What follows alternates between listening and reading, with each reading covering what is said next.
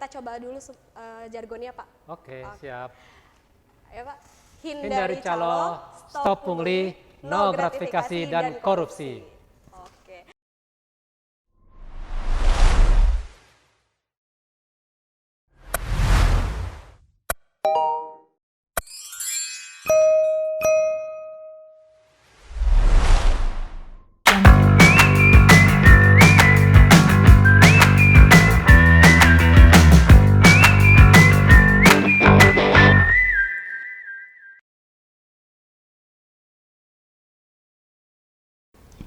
Assalamualaikum warahmatullahi wabarakatuh. Selamat datang di acara Tongsis, tongkrongan asik seputar Pengadilan Agama Bondowoso.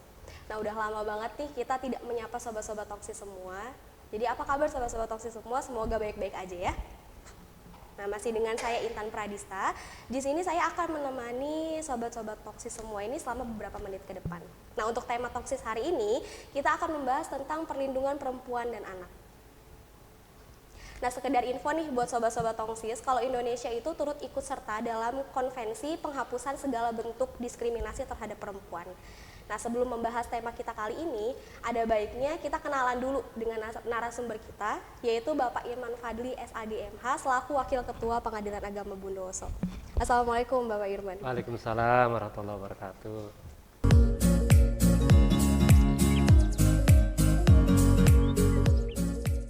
Gimana Pak kabarnya hari ini? Baik. Alhamdulillah sehat. Alhamdulillah. Nah, Bapak ini kan sobat-sobat Tongsis ini belum tahu nih tentang Bapak. Boleh cerita sedikit Pak tentang biografi Bapak ke sobat-sobat Tongsis semua?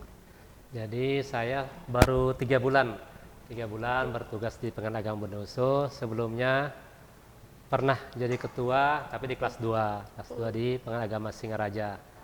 Sebelum itu juga pernah tugas di Jawa Barat, Sukabumi, kemudian juga pernah di Lampung selama 2 tahun, dan pertama kali saya jadi hakim itu 3 tahun di Jambi, di Kabupaten Muara Sabak.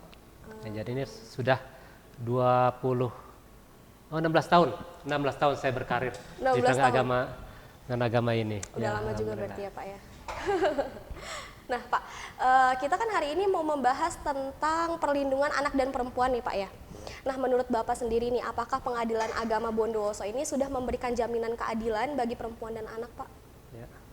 Jadi, sampai dengan sekarang Pengadilan Agama Bondowoso telah memberikan akses keadilan bagi seluruh bagi seluruh pihak atau bagi seluruh para pencari keadilan. Tapi khususnya untuk perempuan dan anak-anak tentu harus kita berikan perlindungan khusus gitu ya. Dan sampai dengan saat ini dari sisi fasilitas saja kita sudah berikan. Pertama, toiletnya dibedakan. Jadi tidak sama antara perempuan dan laki-laki. Toiletnya berbeda antara perempuan dan laki-laki. Kemudian juga kita berikan ruangan laktasi bagi ibu-ibu menyusui.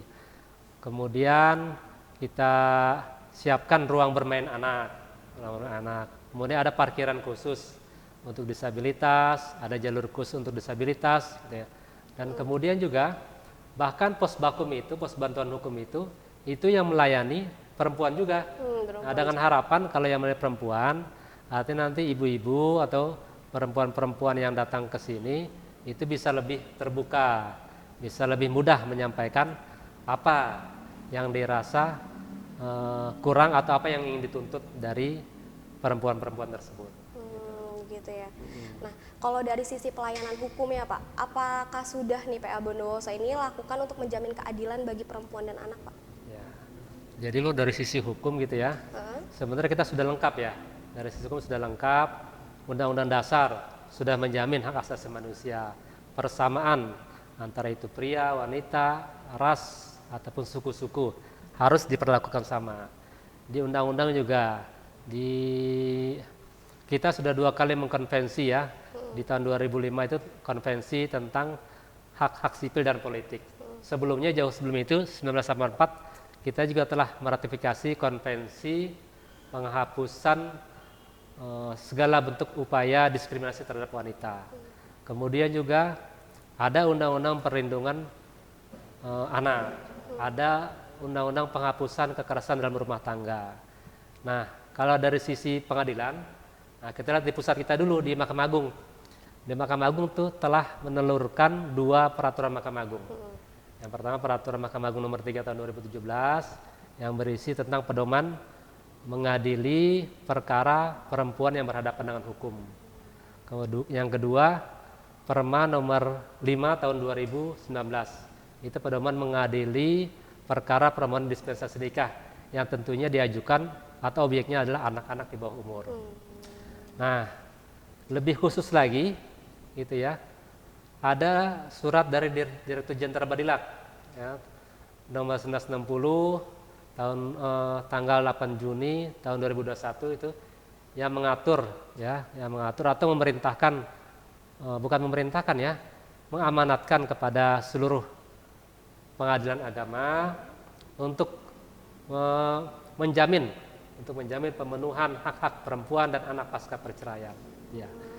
Jadi dari segi hukum kita sudah cukup sebenarnya untuk bisa memperlakukan wanita itu dengan lebih khusus gitu ya, dan anak-anak gitu ya. Apa sih Pengadilan Agama Bondowoso ini harus lebih memberikan perhatian nih kepada perempuan dan anak dalam pelayanan hukumnya, Pak?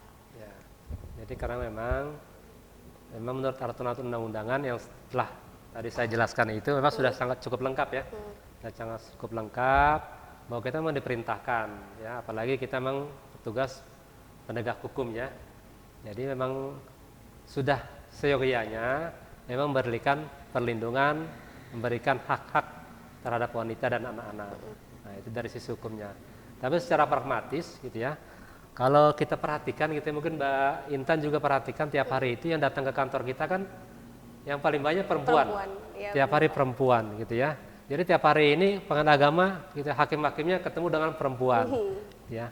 Jadi memang secara statistik 60% yang mengajukan perceraian, baik itu di PA Bondowoso ataupun pengadilan agama seluruh Indonesia itu 60% adalah perempuan yang mengajukan perceraian gitu ya.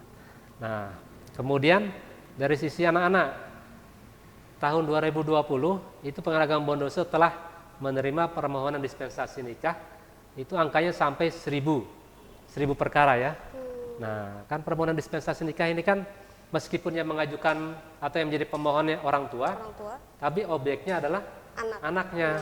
Nah, dan nanti akan menjadi pelaku pernikahannya, yang akan menjalani pernikahannya anak tersebut gitu ya. Itu sudah 1000 perkara. Nah, jadi bayangkan kalau tahun lalu kita jumlah perkara kita 2.500-an, kemudian 1000-nya adalah dispensasi nikah, berarti kan hampir 40% ya. Iya. 40% perkara itu diajukan objeknya adalah anak-anak. Jadi sudah perceraian 60% wanita, kemudian 40% di Pengadilan Agama Bondowoso perkara yang ada dispensasi nikah.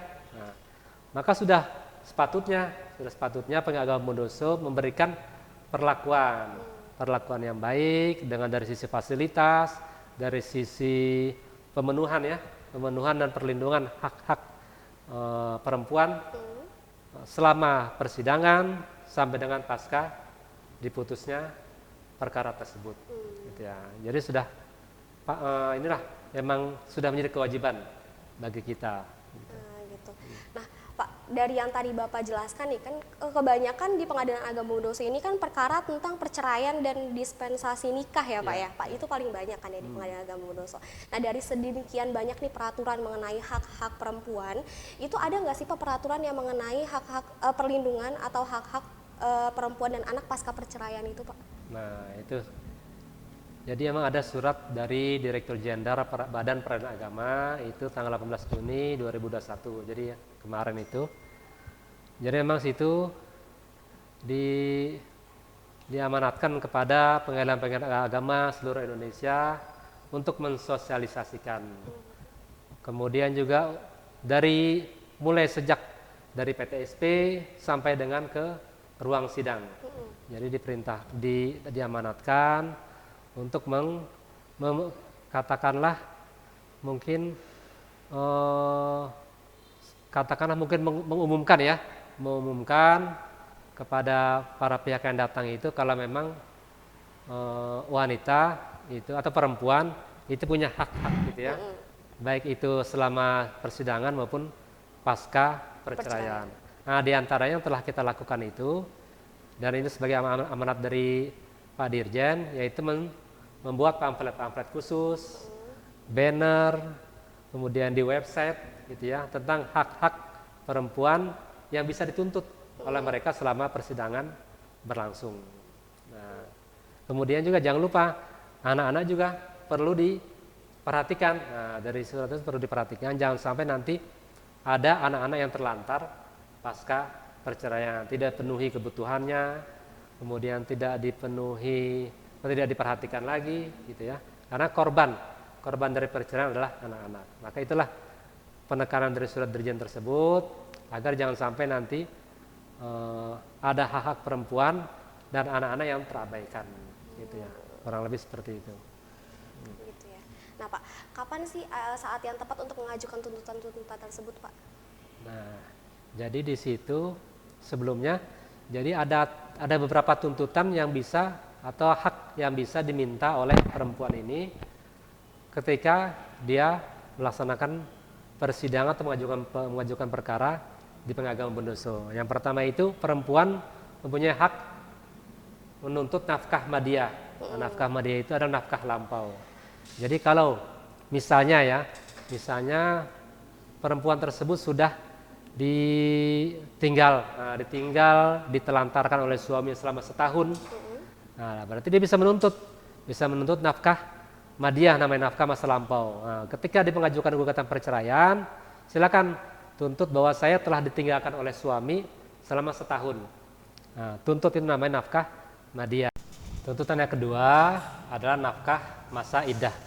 Jadi para perempuan jika diceraikan oleh suaminya atau mengajukan perceraian, dia kan harus menghadapi atau menjalani masa iddah. Nah, selama masa iddah tersebut, para perempuan tersebut gitu, tidak boleh menikah dengan pria lain. Bahkan menerima pinangan dari pria lain pun tidak diperbolehkan. Maka karena itulah, jadi selama 3 bulan, selain itu ya, selain masalah untuk menjelaskan keturunan gitu ya, ada juga hal yang tersebut ya. Iya. Nah selama masa 3 bulan tersebut itu masih menjadi tanggungan dari suaminya gitu ya. Jadi untuk yang kedua adalah nafkah iddah selama 3 bulan, silakan dituntut. Kemudian yang ketiga adalah mut'ah. Nah, jadi mut'ah ini adalah bentuk hiburan gitu ya. Jadi memang dalam Islam ini memang semuanya benar-benar diatur ya, termasuk dalam fikih tersebut. Jadi kalau seorang istri yang bercerai itu bisa dipastikan dia akan merasa kecewa, apalagi kalau menceraikan suaminya ya, dia akan kecewa, dia akan bersedih, maka perlu diberikan penghiburan. Nah, penghiburan itu disebut kalau di kita adalah mut'ah. Nah, silakan ajukan tuntutan mut'ah yang sesuai dengan kemampuan suami dan kepantasan. Dan mut'ah ini tidak hanya berbentuk uang, nah, bisa berbentuk barang gitu ya. Kemudian yang terakhir adalah tuntutan yang bisa diajukan oleh istri atau oleh perempuan adalah nafkah anak. Nah, karena korban dari perceraian ini yang jelas dan pasti itulah anak-anak. Yang tadi dia bisa berkembang, dia bisa bermain, dia bisa hidup gitu ya. Dengan diayomi oleh 2 orang, oleh bapak ibunya. Nah, ini tiba-tiba dia harus pisah. Karena perceraian orang tuanya, maka mau tidak mau anak ini harus diberikan perhatian, harus tetap meskipun orang tua sudah bercerai, anak ini harus tetap diberikan kebutuhan intelektualnya, terutama kebutuhan fisiknya gitu ya, kebutuhan makan, sekolahnya, mentalnya, dan agamanya juga. Itulah tuntutan yang bisa diajukan oleh para perempuan di Pengadilan Agama. Nah, saat-saat yang tepat untuk melakukan tuntutan itu tuh kapan sih Pak? Nah, ini pertanyaan bagus ini. Kapan saat yang tepat ya? Karena memang sering terjadi ini para perempuan ini jadi mengajukan tuntutan ketika sudah diputus. Ketika sudah diputus, lihat baca putusannya, ternyata nggak sesuai, akhirnya baru datang ke pengadilan. Padahal perkara sudah putus gitu ya. Apalagi kalau sudah BHT berkekuatan hukum tetap, tidak bisa lagi sudah mau diapa-apakan. Atau dalam perkara cerai talak gitu ya, ketika ikrar baru datang. Padahal waktu dari awal-awal pengadilan sudah memanggil yang bersangkutan untuk hadir, tidak pernah datang, lalu diputus. Nah pada saat ikrar talak baru dituntut. Nah, karena kalau itu susah. Nah, makanya yang perlu kita ketahui saat yang tepat untuk menuntut itu, pertama kalau yang mengajukan istri, mengajukan gugat cerai, nah itu tututlah atau ajukanlah bersama dengan gugatan perceraian. Jadi ngomonglah ke pos bantuan hukum, ngomong petugas pos bakum, Mbak, saya ingin selain untuk perceraian, saya ingin nuntut nafkah yang sama dia. Saya ingin nuntut nafkah ida. Saya ingin nuntut nafkah anak. Nah, silakan. Nah, diajukan, nanti akan oleh petugas pos bakum akan dibantu. Nah, jadi ketika dalam persidangan langsung bisa kita periksa. Nah, itu kalau yang mengajukan istri. Tapi kalau yang mengajukan suami, gitu ya, silakan diajukan ketika saat diberi kesempatan oleh hakim untuk mengajukan jawaban. Itu yang tepat. Saat mengajukan jawaban, istri silakan. Kalau nggak keberatan dengan bercerai, silakan.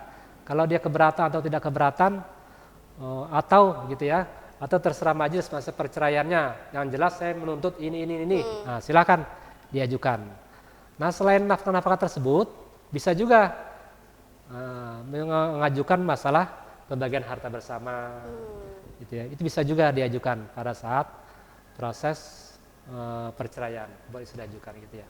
Nah, itulah saat-saat yang tepat seperti itu. Jangan setelah perkara sudah putus atau sudah berkekuatan hukum tetap gitu ya. Oke.